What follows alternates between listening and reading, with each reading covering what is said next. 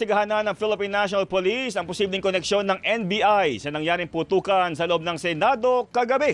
Balita mula sa Camp Grame, hatid ni Radyo Patrol Marlene Padiernos. Mars!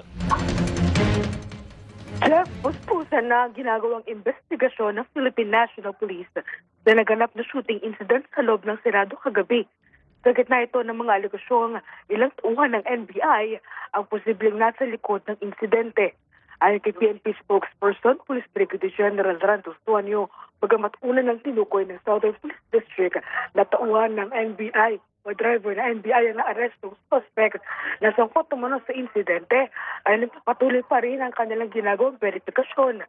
Iniimbestigahan na rin ng PNP ang mga ugong-ugong na staged o gawa-gawa lang ang insidente, lalo't kapansin-pansin na mataas ang trajectory ng mga tama ng bala sa pinangyarihang lugar. Gayun din ang mga ulat na may mga nagbabarena umano sa gusali ng GSIS patungo sa Senado. Sa ngayon, isasalang din ng PNP sa paraffin test ang mga tauhan ng Senate Sergeant at Arms, PSPG at maging ng Philippine Marines. Yan ang balitang kumpirmado, sigurado.